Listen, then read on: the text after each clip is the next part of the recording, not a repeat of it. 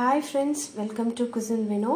இன்னைக்கு நம்ம சூப்பரான ஒரு டிஷ் பார்க்க போறோம். அது என்ன ஏதுன்னு பார்க்கிறதுக்கு முன்னாடி இந்த சேனலை புதுசா பார்க்குற வியூவர்ஸ் வீடியோ கீழ தெரியுற ரெட் கலர் சப்ஸ்கிரைப் பட்டனை கிளிக் பண்ணிக்கோங்க. பக்கத்துல பெல் ஐகான் இருக்கும், அதையும் கிளிக் பண்ணிக்கோங்க.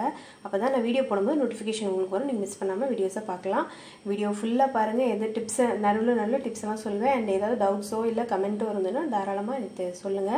இப்போ நம்ம பார்க்க போறது வாழைப்பழத்தில் அல்வா ரொம்ப சூப்பராக இருக்குங்க. ரொம்ப சீக்கிரமாக பண்ணிடலாம். மற்ற அல்வா மாதிரி ரொம்ப டைம் எடுக்காது, சீக்கிரம் பண்ணிடலாம். கம்மியான அளவு தான் இதுக்கு நெய்யும் தேவைப்படும். இதுக்கு நான் பூவம்பழம் எடுத்திருக்கேன். நீங்கள் எந்த விதமான வாழைப்பழமாக எடுத்துக்கோங்க. நல்லா கனிஞ்ச வாழைப்பழமாக எடுத்துக்கோங்க. ரொம்ப ஹார்டாக இருக்க வாழைப்பழம்னா உங்களுக்கு ஸ்வீட் ரொம்ப கம்மியாக இருக்கும். ஸோ அப்படி நீங்கள் அந்த மாதிரி எடுத்திங்கன்னா அதுக்கு தகுந்த மாதிரி நீங்கள் வெல்லத்தை கூட போட்டுக்கோங்க. நான் ஒரு 5 மீடியம் சைஸ் வாழைப்பழம் எடுத்திருக்கேன். இந்த சைஸ் பார்த்தீங்கன்னா இந்த சைஸ் இருக்கும். ஸோ இந்த சைஸுக்கு நான் 1 கப் அளவுக்கு வெல்லம் நுணுக்கி வச்சுருக்கேன். நீங்கள் சுகர் கூட யூஸ் பண்ணிக்கலாம். நான் அளவாக யூஸ் பண்ணுறேன். உங்களுக்கு கூட இனிப்பு வேணும், நீங்கள் கூட சேர்த்துக்கலாம். அப்புறம் ஒரு 7-8 முந்திரியை சும்மா பொடி பண்ணி வச்சுருக்கேன். ஒரு 2 டேபிள் ஸ்பூன் அளவுக்கு கோதுமை மாவு. இது நல்ல ஒரு பைண்டிங்க்கும் இன்னும் ஒரு ஃப்ளேவரும் கொடுக்கும். நீங்கள் இதில் கார்ன்ஃப்ளவர் மாவு ஆட் பண்ணலாம், மைதாவும் ஆட் பண்ணலாம். நான் கோதுமை ஆட் பண்ணுறேன், அவ்வளோதான். அப்புறம் தேவையான அளவு நெய். உங்களுக்கு ஒரு 1/4 கப் அளவுக்கு தான் நெய் தேவைப்படும், ரொம்ப தேவைப்படாது. இப்போ நம்ம ஃபஸ்ட்டு இந்த வாழைப்பழத்தை தோலை உரிச்சிட்டு நல்லா கட் பண்ணி மிக்சியில் நல்லா பேஸ்ட் மாதிரி பண்ணி எடுத்து வச்சுக்கலாம். இப்போது நல்லா இந்த மாதிரி பேஸ்ட் மாதிரி அரைச்சி வச்சாச்சு. இப்போ நம்ம ஃபஸ்ட்டு நெய்யில் முந்திரி பருப்பை வறுத்து எடுத்து வச்சுக்குவோம். இப்போது இதை நல்லா பொன்னிறமாக வறுத்து எடுத்து வச்சுக்கலாம். இதுக்கு நடுவில் வறுபட்டு இருக்கும்போதே நம்ம இந்த வெல்லத்தில் 1 டம்ளர் அளவுக்கு எந்த கப்பால் எடுத்தீங்களோ அதே அளவுக்கு தண்ணியை நல்லா போட்டு மிக்ஸ் பண்ணி வச்சுருங்க. ஸோ நம்மளுக்கு இந்த தண்ணியும் நம்மளுக்கு தேவை. இது நல்லா சுடு தண்ணி. ஸோ நான் சொல்ல மறந்துட்டு, இது நல்லா சுடு தண்ணியில் நல்லா 1 கப்புக்கு 1 கப் அளவு தண்ணி ஊற்றி நீங்கள் வச்சிட்டிங்கன்னா உங்களுக்கு நல்லா நம்மளுக்கு வெல்லம் சீக்கிரம் கரையாது மட்டும் இல்லாமல் நம்மளுக்கு கூட கிடைக்கும். அல்வா டபுளாக கிடைக்கும். ஸோ இதில் நல்லா இது ஊறிட்டுருக்கட்டும். இப்போ இது வறுபட்டுருச்சு. இப்போ இதை நம்ம எடுத்து வச்சுட்டு நெக்ஸ்ட்டு கோதுமையை இந்த நெய்யில் அப்படி இந்த இருக்கிற நெய்லேயே கொஞ்சம் வறுத்துடலாம், வாசம் வர அளவுக்கு. இப்போ நம்ம எடுத்து வச்ச கோதுமையை இதில் நல்லா வாசம் வர அளவுக்கு நல்லா வறுத்துக்கோங்க. ஒருவேளை அதில் நெய் பத்தலைன்னா இன்னும் கொஞ்சம் ஒரு 1/2 ஸ்பூன் நெய் சேர்த்துக்கோங்க. நல்லா இந்த பச்சை வாசனை போகிற கொஞ்சமாக வறுத்துக்கோங்க. இது வறுபட்டோன்னே நம்ம அடுத்தது ப்ராசஸ் பார்க்கலாம். இனிப்பு நம்ம நல்லா கனிஞ்ச வாழைப்பழமாக வந்தால் அதுலேயே நல்ல இனிப்பு இருக்கும். ஸோ அதுக்கு தகுந்த மாதிரி இனிப்பு நீங்கள் போட்டுக்கோங்க. நீங்கள் இதை போட்டு கிண்டும் போதே உங்களுக்கு இனிப்பு கம்மியாக இருக்க மாதிரி இருந்தால் நீங்கள் கொஞ்சம் கூட சர்க்கரை சேர்த்துக்கலாம். நான் இதை வடிகட்டாமல் தான் போடுறேன். ஏன்னா இது கொஞ்சம் நல்ல சுத்தமான ஆர்கானிக் வெல்லம். இது நல்ல இனிப்பு அளவாக போட்டாலே நல்லா இனிப்பு இருக்கும். சில வெல்லத்தில் பார்த்தீங்கன்னா இனிப்பு கொஞ்சம் எடுபடாத மாதிரி இருக்கும். ஸோ அதனால் அந்த மாதிரி வெல்லம் போடுறதா இருந்தால் நீங்கள் அதுக்கு தகுந்த மாதிரி நீங்கள் மெஷர் பண்ணி போட்டுக்கோங்க. அப்படி உங்கள் இதில் கொஞ்சம் தூசு இதெல்லாம் இருக்கிற மாதிரி இருந்தால் நல்லா தண்ணியை கொதிக்க வச்சு அதில் வெல்லத்தை கரைச்சிட்டு அப்படியே வடிகட்டிட்டு நீங்கள் இந்த வெல்லத்தை இதில் சேர்த்துக்கலாம்.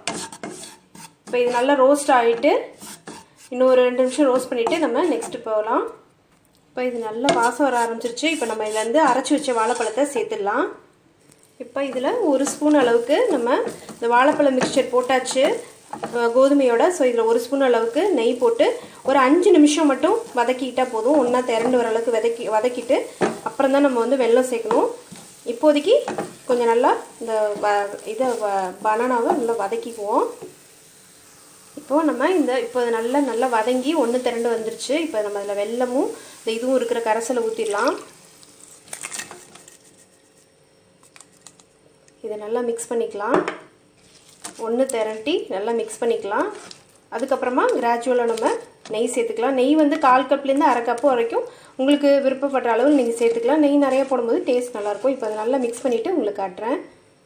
பாருங்கள் ஃப்ரெண்ட்ஸ், நல்லா வெல்லம் கரைசல் ஊற்றினதுக்கப்புறம் இந்த மாதிரி அப்படியே கொஞ்சம் கொஞ்சமாக ஒன்று சேர்ந்து நல்லா மிக்ஸ் ஆக ஆரம்பிக்கும். பட் பிகினர்ஸ்க்கு பார்த்தீங்கன்னா ஒருவேளை உங்களுக்கு நீங்கள் அந்த கோதுமை மாவு போட்டுட்டு இதை அரைச்சி போட்டதுக்கப்புறம் கொஞ்சம் ஒட்டுற மாதிரி இருக்குது, இல்லை ஒன்றோட ஒன்று சரியாக எல்லாம் ஒன்று சேர்ந்துட்டு கட்டியாக இருக்குது, ரொம்ப நேரம் கிண்ணாலும் இதாக மாட்டேங்குதுன்னா அப்படியே ஒரு 10 நிமிஷம் ஆஃப் பண்ணி ஆற வச்சுருங்க. ஆற வச்சதுக்கப்புறம் நல்லா மிக்சியில் போட்டு நல்லா அரைச்சிட்டு திரும்பவும் நீங்கள் இதே மாதிரி பேனில் போட்டு செஞ்சீங்கன்னா உங்களுக்கு வந்து அந்த கட்டி தட்டாது. பிகினர்ஸ்க்கு நான் சொல்கிறேன். இல்லைனா நீங்கள் இப்படி கிண்டுறதுலேயே அது வந்து நல்லா கரைஞ்சிரும். ஒருவேளை உங்களுக்கு கோதுமையும் வாழைப்பழத்தையும் அரைச்சி போட்டப்போ கட்டி தட்டுற மாதிரி இருக்குது, நெய் போட்டும் அந்த தண்ணி வெள்ளை கரைசலை ஊற்றுனதுக்கப்புறமும் உங்களுக்கு கட்டி தட்டுற மாதிரி இருக்குன்னா நீங்கள் மிக்சியில் ஆற வச்சுட்டு கொஞ்சம் அரைச்சிட்டு திரும்ப நீங்கள் இதேமாரி கண்டினியூ பண்ண ஆரம்பிங்க. இது இன்னும் கொஞ்சம் நல்லா கலர் இன்னும் கொஞ்சம் மாற ஆரம்பிக்கும், நல்ல ஒரு ப்ரௌன் கலர் வர ஆரம்பிச்சிரும். ஸோ அதை மிக்ஸ் பண்ணிவிட்டு கிண்டிக்கிட்டே இருக்கணும். ரொம்ப நேரம்லாம் ஆகாது. கொஞ்சம் கொஞ்சமாக அது நெய் கொஞ்சம் இன்னும் ஒரு 10 நிமிஷத்துலேருந்து நம்ம கொஞ்சம் கொஞ்சமாக சேர்க்க ஆரம்பிச்சிடலாம். ஆல்ரெடி நம்ம 2 டேபிள் ஸ்பூன் அளவுக்கு போட்டிருக்கோம். ஸோ அது போட போட உங்களுக்கு நல்லா திரண்டு வர ஆரம்பிச்சிடும். பாருங்கள் ஃப்ரெண்ட்ஸ், நம்ம முன்ன போட்டதுக்கு இப்போது நல்லா கொஞ்சம் கொஞ்சமாக ஒன்று திரண்டு வர ஆரம்பிச்சிருச்சு. இப்போ இந்த ஸ்டேஜில் நம்ம இந்த முந்திரி பருப்பு வறுத்து வச்சது எல்லாத்தையும் சேர்த்துடலாம். இதுக்கு நான் சொன்ன மாதிரி 1/4 கப்லேருந்து 1/2 கப் வரைக்கும் சேர்த்திங்கன்னா ரொம்ப டேஸ்ட்டாக இருக்கும். இது வந்து நல்லா சத்தாக இருக்குங்க. நல்லா கனிஞ்ச வாழைப்பழம் நான் சொன்ன மாதிரி யூஸ் பண்ணுங்கள். எல்லாமே நம்ம நெய், வெல்லம், வாழைப்பழம் எல்லாமே சத்தான விஷயம். வாழைப்பழம் சாப்பிடாத குழந்தைங்களுக்கு நீங்கள் இந்த மாதிரி செஞ்சு கொடுக்கலாம். இப்போ பார்த்தீங்கன்னா உங்களுக்கு கலர் வந்து நல்லா ஒரு ப்ரௌனிஷ் கலராக கொஞ்சம் கொஞ்சமாக மாறிட்டு வருது. நான் வந்து உங்களுக்கு முன்னாடி காமிச்சதுக்கு 10 நிமிஷம் கழித்து இந்த ஸ்டேஜ் வந்திருக்கு. இப்போ வந்து பார்த்தீங்கன்னா கொஞ்சம் கொஞ்சமாக ஒன்று திரண்டு வர ஆரம்பிச்சிருச்சு. ஸோ சீரான கேப்பில் அதாவது ஒரு 2 ஸ்பூன் போடுங்க. அப்புறம் நல்லா ஒரு 5 to 10 மினிட்ஸ்லாம் மிக்ஸ் பண்ணிட்டீங்கன்னா அது வந்து உள்ளே இழுத்துக்கும். அதுக்கப்புறம் 2 ஸ்பூன் அப்படி போட்டிங்கன்னா உங்களுக்கு அப்படியே நல்ல கலர் வர ஆரம்பிக்கிறோம். இப்போ அதை நல்லா மிக்ஸ் பண்ணிவிட்டு இதே மாதிரி போட்டுட்டு நல்லா திரண்டு வர்றப்போ உங்களுக்கு நான் காட்டுறேன் ஃப்ரெண்ட்ஸ். ஆனால் நீங்கள் நல்லா மீடியமில் வச்சு பண்ணுங்கள்.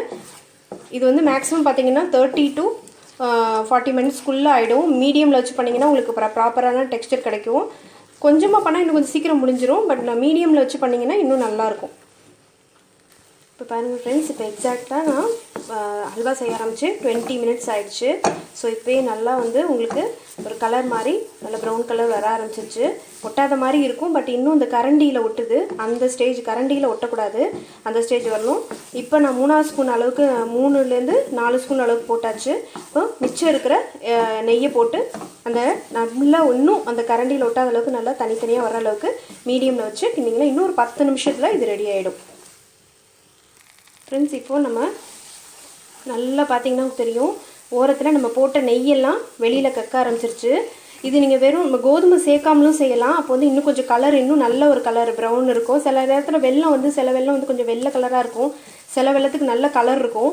ஸோ அதனால கூட உங்களுக்கு கலர் ரொம்ப டார்க்காக வராது. பட் இது கோதுமையும் சேர்த்துருக்கனால ஒரு ப்ராப்பரான அளவான ப்ரௌன் தான் இருக்கும். இப்போ பார்த்தீங்கன்னா நல்லா எண்ணெய் நம்ம ஊற்றின நெய்யெல்லாம் கக்கி வெளியில் வந்துருச்சு பாருங்கள். உங்களுக்கு தெரியுதா? பேன் ஓரத்தில் பார்த்தீங்கன்னா தெரியும். இதோட முடிஞ்சிச்சு. இப்போ நம்ம எடுத்து வச்சுட்டு உங்களுக்கு நான் காட்டுறேன். பாருங்கள் ஃப்ரெண்ட்ஸ், நம்ம பேனில் கொஞ்சம் கூட ஒட்டாமல் வந்திருக்கு. நம்மளோட வாழைப்பழ அல்வா ரெடி ஆகிடுச்சு. இது இன்னும் நல்ல ஒரு கலரில் இருக்குது. தம்ப்நெயிலில் பார்த்தீங்கன்னா தெரியும். ஸோ ரொம்ப புளிப்பான வாழைப்பழம் யூஸ் பண்ணிங்கன்னா உங்களுக்கு அல்வா கொஞ்சம் புளிக்கிற மாதிரி இருக்கும். ஸோ நல்லா கனிஞ்ச வாழைப்பழமாக யூஸ் பண்ணுங்கள். நான் சொன்ன மாதிரி கோதுமை மாவும் வெல்லம் இதெல்லாம் சேர்த்து செய்யும்போது கொஞ்சம் கட்டி திட்ட மாதிரி தான் கொஞ்சம் ஆற வச்சுட்டு மிக்சியில் அடிச்சுட்டு போடுங்க. ரொம்ப சத்தான அந்த அல்வா செஞ்சு பார்த்துட்டு உங்களோட ஃபீட்பேக் சொல்லுங்கள். நான் உங்களை இன்னொரு வீடியோவில் சந்திக்கிறேன். Bye friends.